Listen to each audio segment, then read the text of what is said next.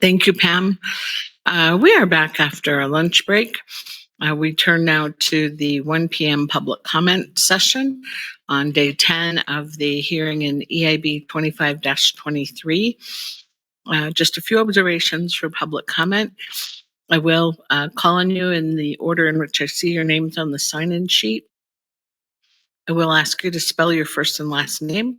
I will ask you to swear or affirm you will tell the truth. I ask that you keep your comments to 3 minutes. If you have more to say than that or would like to submit your comments in writing as well, that's great. And you have until sometime during the week of November 17th when we believe we will adjourn. Written public comments would go to Pam Jones here or Luis Lopez. So let's start with Garrett Blackburn.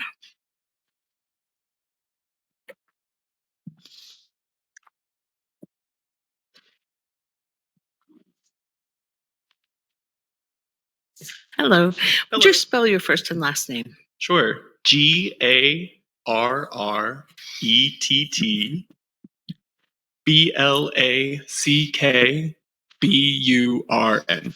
Do you swear or affirm to tell the truth? I do. Thank you. I'll start your time. And I forgot one thing.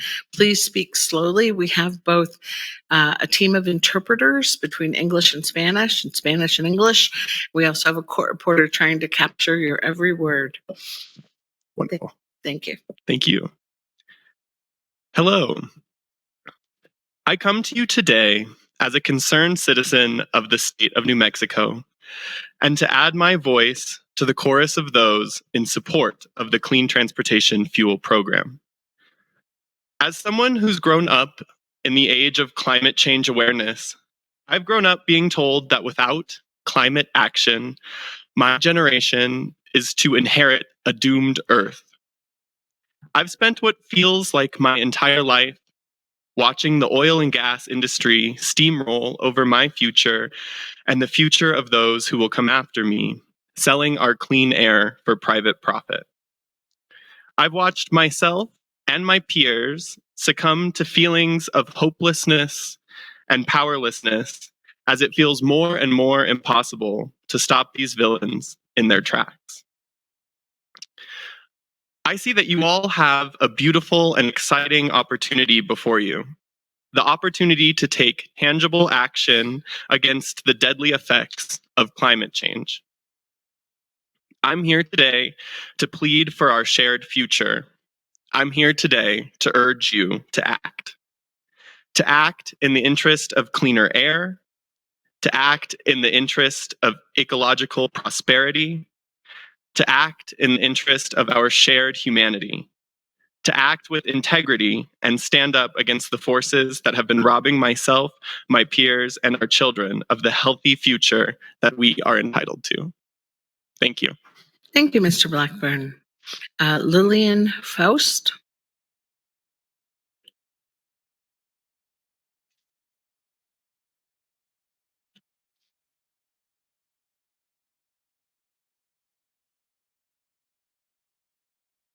Hello. Would you spell your first and last name, please? LILLIANFAUST. Do you swear or affirm to tell the truth? Yes. Thank you. I'll start your time. Good afternoon. I'm Lillian Faust. I was born and raised here in Santa Fe, New Mexico. And in my 26 years of life, I have watched the summers become hotter. I've watched the fire risks grow and the flooding become detrimental to our communities. I've also seen an increase in the population by almost another Albuquerque, and with more people come more cars. My peers and I are riddled with climate anxiety as we look into our futures and debate on whether or not we can bring in another generation who don't have the head start that we do. I'm coming here to say that we can't wait any longer. It is time to take action and start investing in the longevity of this planet and this place that we all love so dearly. I know that the Clean Transportation Fuel Program won't stop climate change in its tracks, but it'll help cut the emissions in our ever-growing state and send a message to our leaders and to big oil and gas that we are done being complacent and are ready to take a stand and start trying to protect our futures. Thank you. Thank you, Ms. Faust. Sadie Weiss?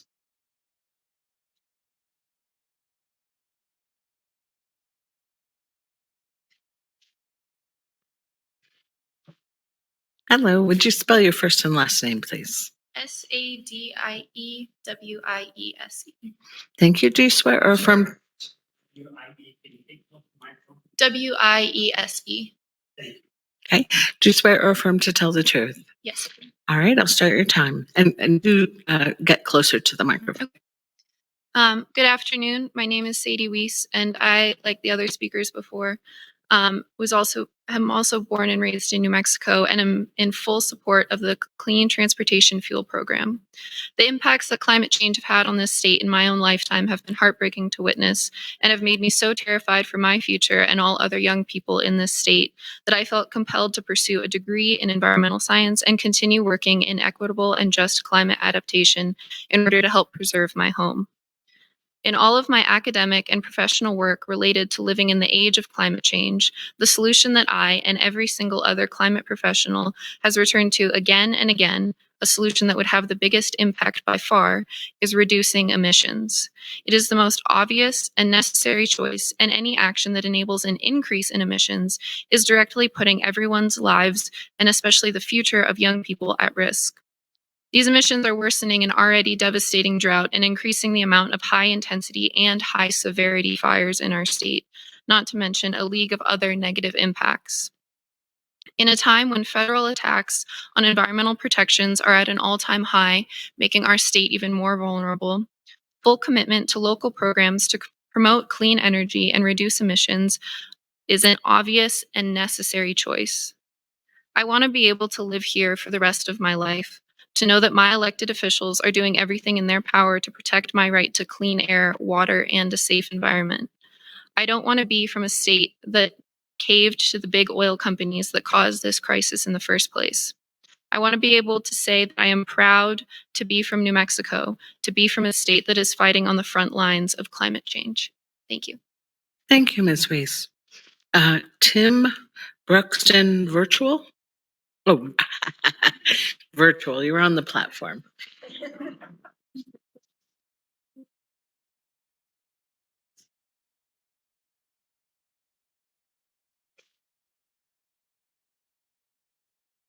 Can you unmute yourself?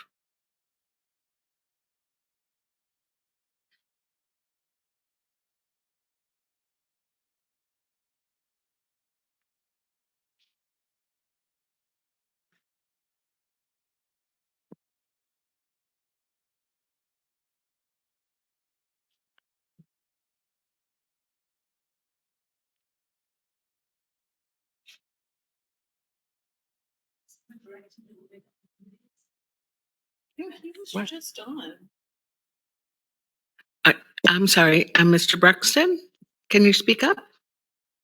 Oh, no, he's still muted. Pam, you've given him permission?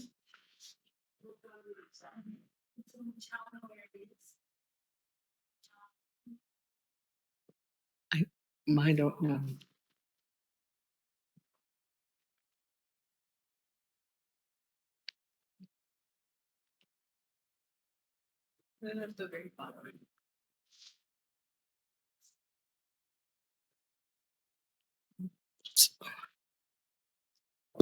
I think the button's at the bottom, right? On WebEx. Do you see a button on the bottom left-hand side, Mr. Bruxton? That says mute or unmute, I think. No? Okay. Let me invite you to join us again or to put your comments into writing. Thank you. Let me ask if there's anyone else on the platform who would like to offer comment at this time. There will be other opportunities.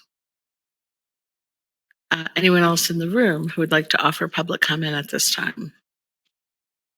All right. The next opportunity for public comment is 1 p.m., November 17th. Second comment opportunity is 6 p.m., November 17th, and then 1 p.m. each day that we proceed through that week. All right. I see Ms. Nixon. We'll return now to the technical case. I see Ms. Nixon at the podium. Ms. Nixon, you had about 10 minutes left with Mr. Moody.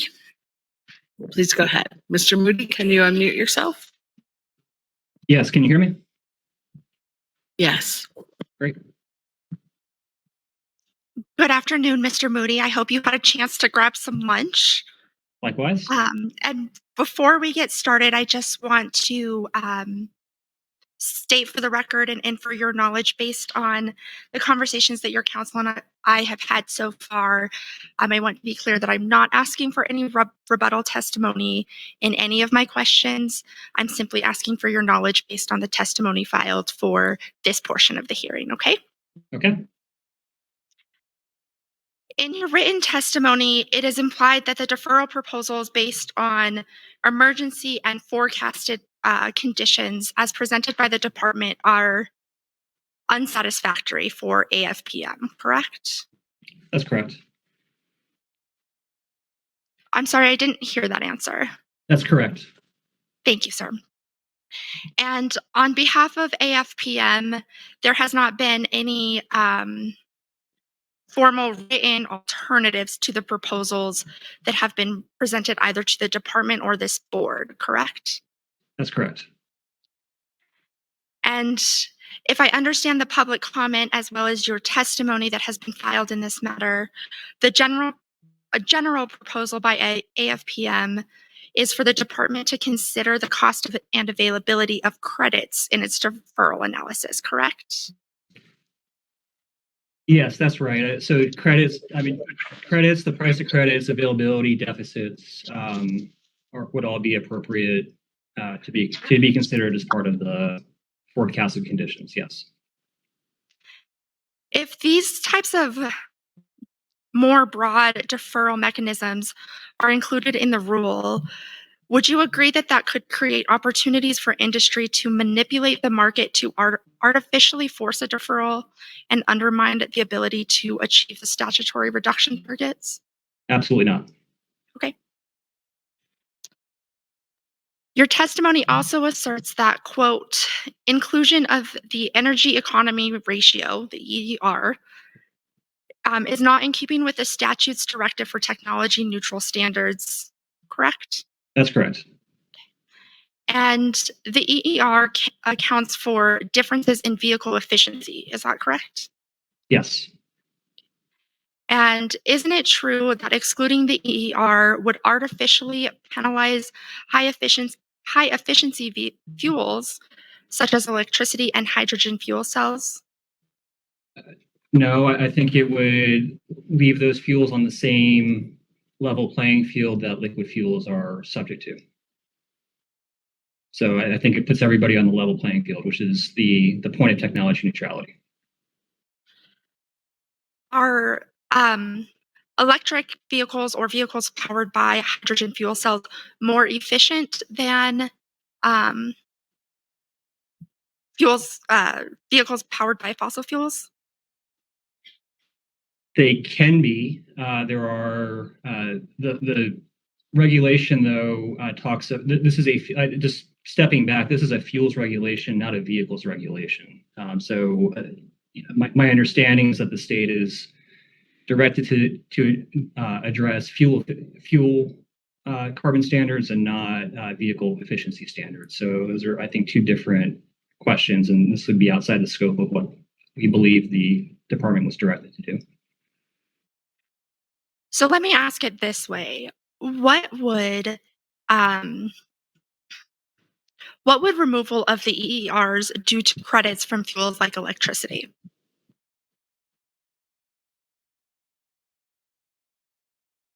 I don't know. I would have to see some analysis on that, but the point we're trying to make there is that technology neutrality means treating, first of all, recognizing that this is a fuels program and not a vehicle program. one, and number two, treating all those fuels equally. We do not believe the EER, which is a vehicle side efficiency measure, giving additional credits for electricity is in keeping with the text or the intent of the statute.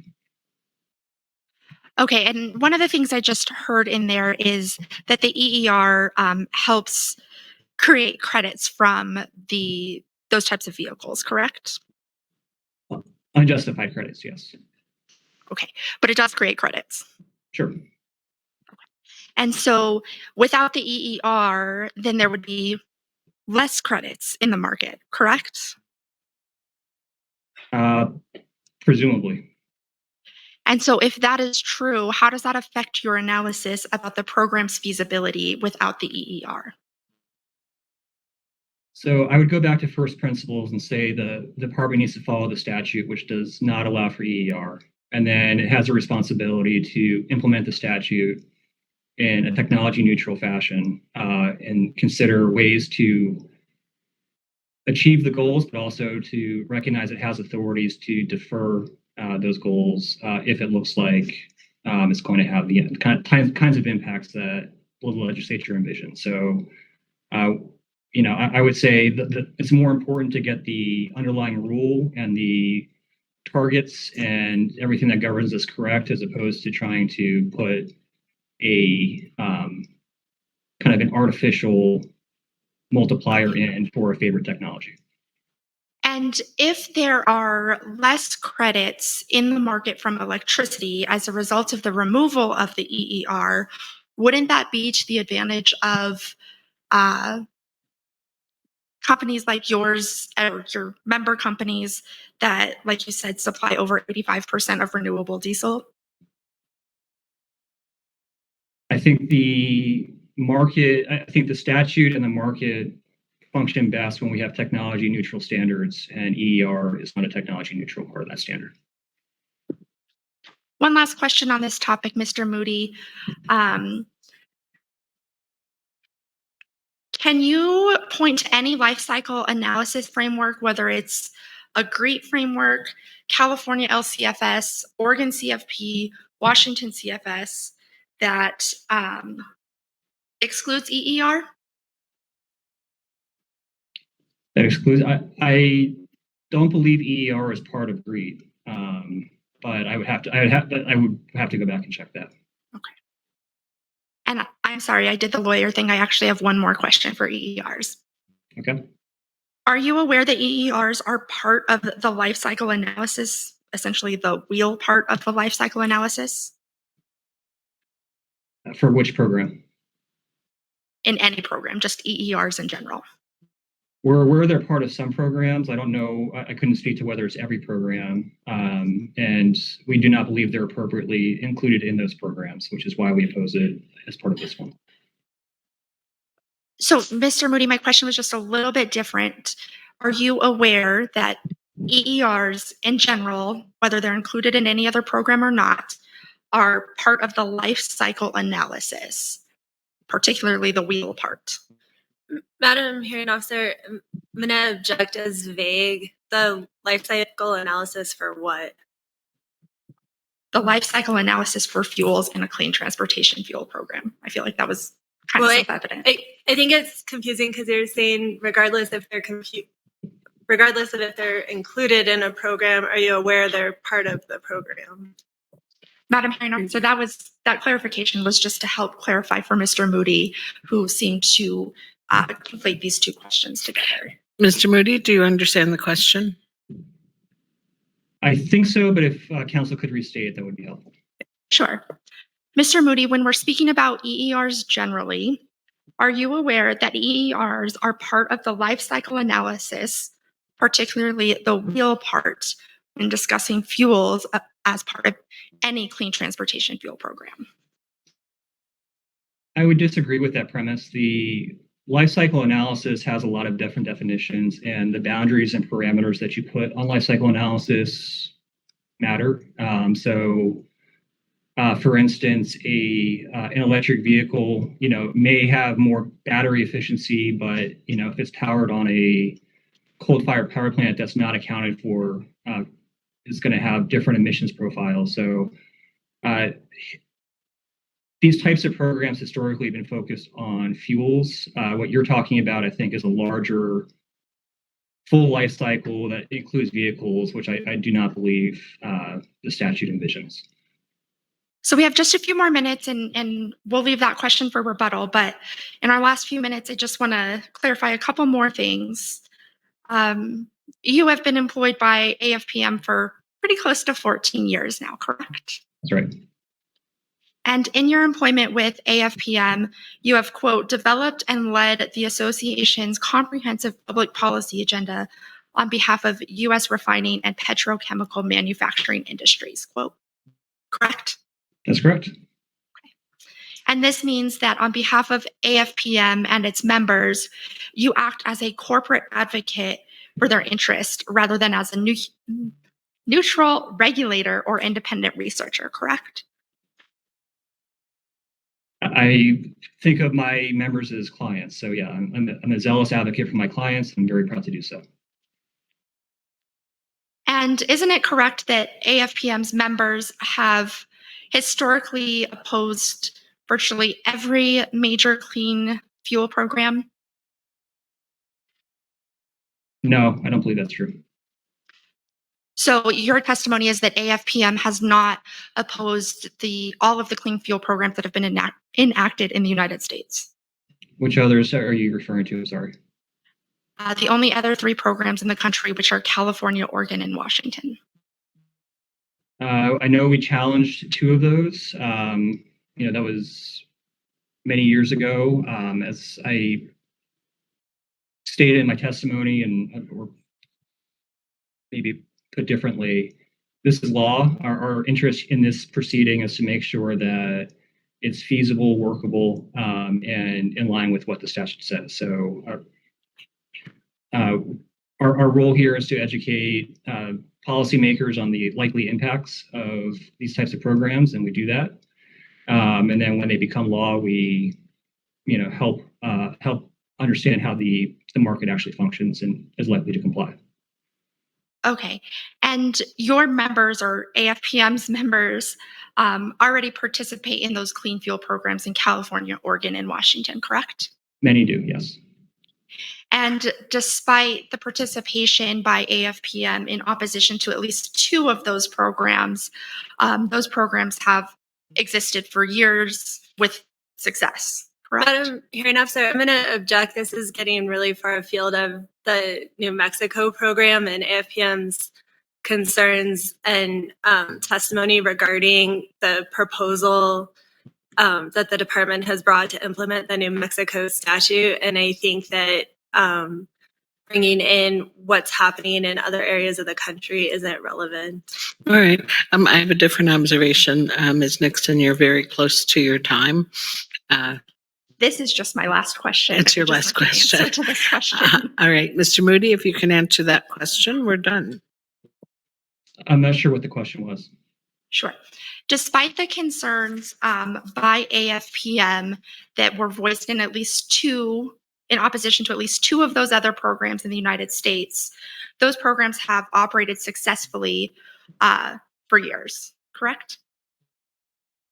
I would say with mixed success. It depends on who you ask. The California program has its challenges. There's aspects of it that we don't think work as well as they could. Those programs have consumer price impacts. They have other impacts on energy security within the state. We're seeing that expressed even today. I think our larger interest here, and it speaks to one of the reasons why we're in this hearing, is when these state programs actually get enacted, they become a template for other states. And, we have an interest here to make sure that as New Mexico goes through its process, we are articulating what we think is good and bad policy when it comes to these types of low carbon fuel programs. So you disagree with my characterization of successful, but those programs continue to operate today, correct? They do. Thank you, Mr. Moody. I have no further questions. All right. Thank you, Ms. Nixon. We'll turn to the board then. Member Ely, do you have questions of Mr. Moody? I do not. Member Garcia. Just a couple of questions. Thank you. Thank you, Mr. Moody, for participating today. Was your organization part of the advisory committee? I don't see you listed there, or perhaps you're member. There were members on the advisory committee. We were not. We applied, but were not selected, and neither was our member. That's the only in-state refiner. Okay, thank you. And was there any other communication with NMED aside from the comment letter that you submitted? Not from AFPM. Okay, thank you. And I just want to say it's been a long 2 weeks and we're all tired, and I think it's great we're going to have some time for everybody to communicate further, and I hope it will clear some things up. Thank you. Thank you. Thank you. Member Honker, you're on the platform. No questions. Okay. Member Bitzer, do you have any questions? I do not. Thank you. All right. Not sure if Chair Sweeney is with us at this moment. No. Vice Chair Trujillo. I don't have any questions at this time. Thank you. All righty. Ms. Olson, do you have a redirect of Mr. Moody? I can read the room and recognize that everybody is anxious to be done, and I do not have any reason. All right. Well, thank you very much, Mr. Moody, for your testimony. And Ms. Olson.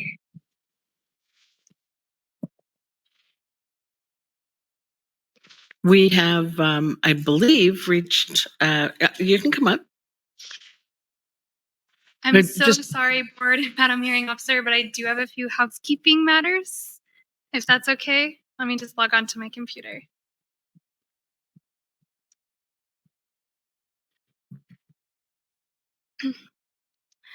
So I wanted to clarify for the record a matter that is open-ended currently. NMED does not intend to seek cross-examination of Mr. Smith at this time. If he provides further comment or testimony as part of rebuttal, we may seek to get that clarification during the final week. But we are happy to proceed without that right now. Regarding the question that was posed to Mr. Duff that that I retracted, but Vice Chair Trujillo indicated she was interested in an answer. We have been in communication about that and hope to clarify that during rebuttal. And then I have a very brief oral motion to make regarding a filing in the docket from yesterday, if I may. Go ahead. Okay. So filed in the docket yesterday was a public comment from Mr. Maxwell. Mr. Maxwell is a party to this proceeding, and he has held himself out as the only party in direct opposition of the rule.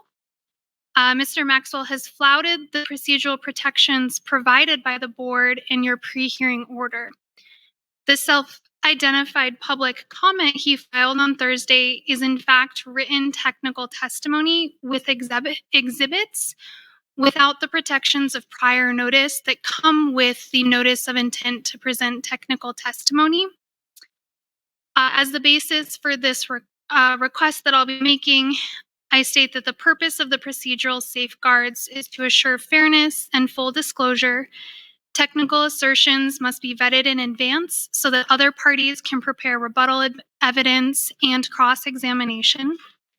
If parties can disguise technical testimony as public comment and attach exhibits without filing a NOI and do this midstream of the hearing, they avoid scrutiny and deprive the other participants of due process. And this is distinguishable specifically from shifting NOI content to public comment with agreement from the parties for efficiency purposes.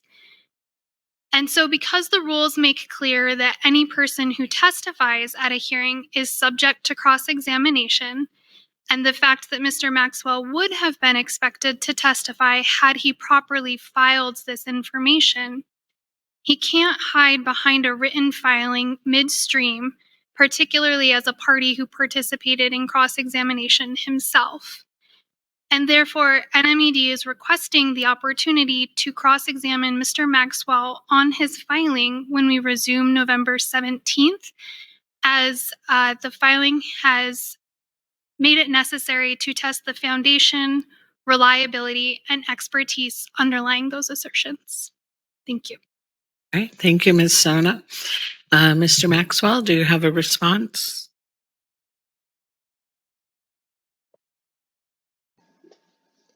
Your Honor, I do object to the motion. I would state my position in this hearing falls under the definition of general public. The public notice and rules for the proceeding provide the general public may testify with a written public comment or orally at the hearing. A member of the general public who wishes to submit a written statement for the record in lieu of providing oral testimony at the hearing shall file the written statement prior to the hearing or submit it at the hearing. I would additionally state that the department's assertion the comment is technical testimony lacks any basis. The comments fall squarely under the definition of public comment in this hearing. No prior notification is required to present non-technical testimony at the hearing. Any such member may also offer non-technical exhibits in connection with their testimony, so long as the exhibits are not unduly repetitious of the testimony and comply with 20.1.1.402 NMAC. My end statement here is that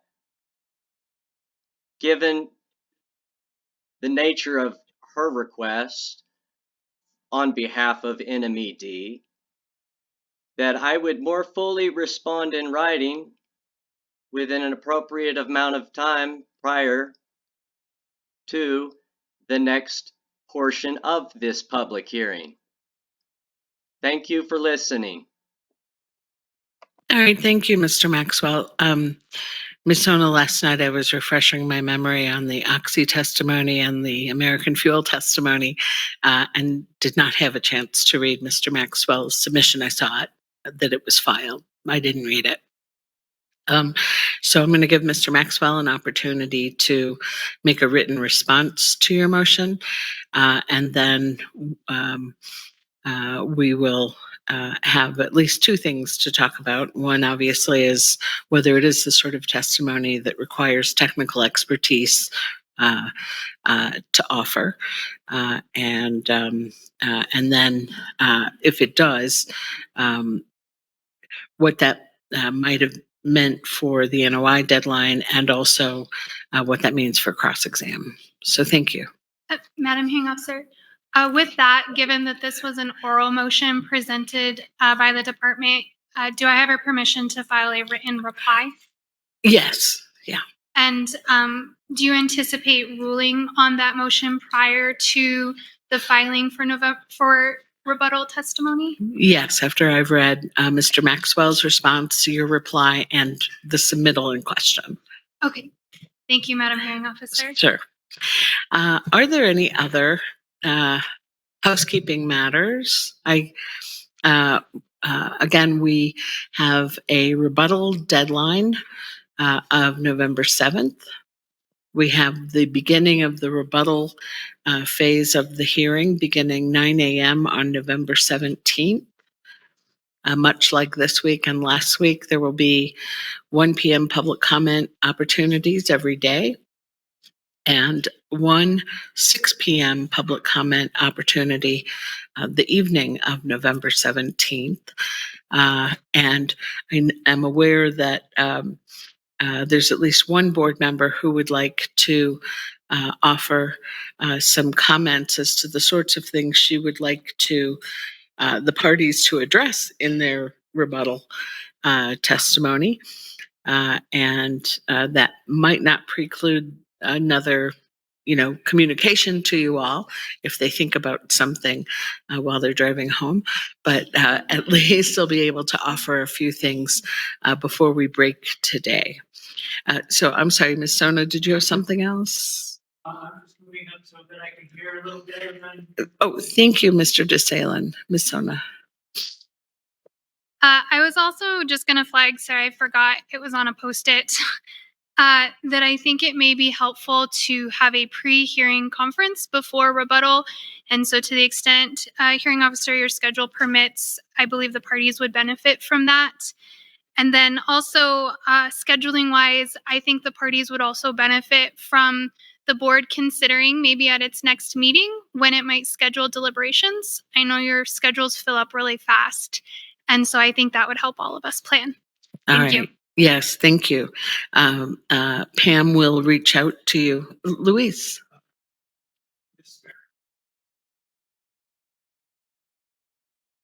Yes, Ms. Vercruz. Hi, Madam Hearing Officer. I just have a question. One of the parties, Growth Energy, has not yet presented its technical witness. And so I just had a procedural question about how that will be folded into the rebuttal and sort of preparation for the rebuttal. So Mr. Nasco said that he had spoken, I thought he said he had spoken with the other parties along these lines and that there hadn't been an objection to him presenting his witness for both direct and rebuttal when we began on November 17th. Am I remembering that correctly? Yes, that's my understanding too. I was asking, kind of, are those separated? Is it just part of the same thing with all the other testimony we would have heard it before preparing for the rebuttal? And so I was just wondering administratively, procedurally, how that works. That's all. Yeah, so Pam Jones will reach out to you for your availability for a pre-hearing conference after November 7th and before November 14th. And we will talk about the order in which folks will make their presentations. I think it makes sense, frankly, to take Mr. Nasco's witness first. And then proceed through everybody else's rebuttal, but we can talk about that in the pre-hearing conference. Thank you. Thank you. Anyone else? Comment or observation or question? No? All right, let me turn to the board. Member Ely, do you have some topics you would like the parties to address in rebuttal? I do, and I just want to thank the department for opening up this option. So often we leave these hearings with so many more questions, and I just appreciate the opportunity to have some of these questions addressed. I do want to also just acknowledge the really hard work that the department and the other parties have put in to this process. It is a huge lift with very restrictive timeframes in the statute that cannot be ignored, such as the implementation date and the carbon intensity targets we have to meet. And to do all that and getting real environmental results and meeting industry needs and listening to all their concerns is, I know, not an easy task. I have a list of about a half a dozen items that I'd like to see addressed in rebuttal, and I'm guessing you're already thinking about these things. I just want to make sure that they're in there. One is the EER. We heard testimony that all programs have it, and also that technology neutrality is important in all those programs. NMED makes the case that it meets the technology neutral requirement in the statute. Industry saying it does not. I would just like clarification on why NMED believes it does meet the technology neutral requirement. On the flip side of that, it's with SAFE, or SAF, I guess is how you pronounce it, SAF. I've heard that California and Oregon have levelized SAF with renewable diesel. NMAD has said that they are not doing that because of the technology neutrality issue. And I just don't understand, or I would hope to have an explanation of why going to a levelized playing field between renewable diesel and SAF is not technology neutral. I'd like to be clear on that. On avoided methane emissions, we've heard a lot of concern about the unintended consequences of having avoided methane emissions. I'm just wondering if there's a way to set up a program with this strategy, which makes perfect sense to me. If you're avoiding emissions, you should get credit for that. But is there a way to set it up so that we don't have an increase in herd size? Or warming manure was one of the other concerns that came about. On book and claim, a new term for me. Boy, we certainly want the benefits of this program to benefit all of them, co-benefits to benefit New Mexicans. Is there a way to allow for that strategy such that we do get that as far as public health co-benefits and economic co-benefits related to the program, but still allow book and claim on the books? And perhaps that is by limiting the type of fuels that could take advantage of book and claim. As far as the first 2 years of the program, there was a lot of concern expressed about the ability to meet the requirements, staffing up and getting industry prepared for that. I'm wondering if there's a way to provide more flexibility in those first couple years, such as not accounting for deficits or allowing deficits to be carried over from one compliance year to the next, or extending the initial compliance period from 12 months to perhaps 18 or 24. Just what would that do to the program without necessarily changing the targets? And then lastly, our oil and gas industry has been tasked with doing a lot of emission reductions per NMED and per MNERD. And if there's a way to provide incentive to get even more emission reductions through this program, through perhaps an alternative fuel pathway instead of just going to the lookup tables, I would love to see that. I know it's complicated. The industry is complicated. Moving crude to refineries in Texas and bringing them back in and tracking all that is complicated. But if there's a way to do it, it would be awesome to see that. So those are my 6. I may have more, and I will let Felicia know if that is the case. Once again, thank you. Thank you, Member Ely. Member Garcia? Not at this time, thank you. All right, thank you. Member Honker? Yes, and I totally agree with everything Member Ely said. And pardon the barking dogs in the background. But just to kind of elaborate on the point Member Ely made about what kicks in when, I think that's an area that really we need to focus on in the rebuttal. What requirements kick in when? Does it make sense? Will it set up the program for success?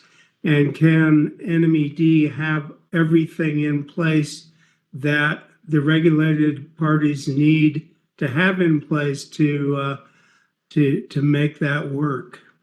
One other thing I thought of, just in terms of implementation, since there's so many pieces to this program, and it's so dependent on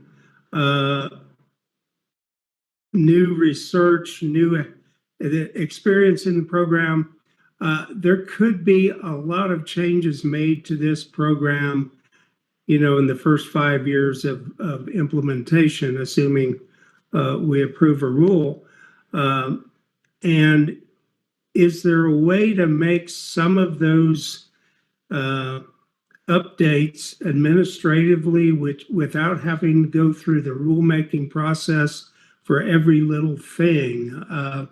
I think we could easily have an annual update to this rule or a semi-annual update if we're not thoughtful about how we set this up. So if there's any way to handle some of the likely updates that will be necessary without going through the full-blown rulemaking process and involving this board, that would be a good thing to consider. And that's all I have. Thank you, Member Hunker. Member Bitzer? Yeah, I guess I would direct this at the attorneys, but I'm wondering what the actual consequences are for not making the statutorily mandated benchmarks, milestones. I mean, I spent $1 million in state government once that didn't exist, and I was told I was going to go to jail and it was going to be bad. And I did get a stern warning from the then chief of staff, the governor's office. But I mean, it was something that otherwise would have failed the common sense test, and I was appointed to make common sense decisions. So anyway, I'm just wondering what the implications might be. Do we all, are we all personally liable or something, or what goes down? Okay, thank you. Vice Chair Trujillo? Thank you. Yeah, I feel like Member Ely and Member Honker really kind of honed in on some of the issues that I was really liking to see more information about. I think I'm just going to kind of fluff that up a little bit more on the credit system, that I would really like to see that set up for success. And so just taking a look at how to make sure that happens, where it rolls out smoothly and we don't tie up the system too early in the beginning, or whatever that looks like with the time frame, and that's about it. They obviously said it more eloquently than I did. All right, thank you, Vice Chair. Well, thank you all very much. I look forward to the rebuttal phase in November, and we'll be in touch, I'm sure, before that. Thank you all.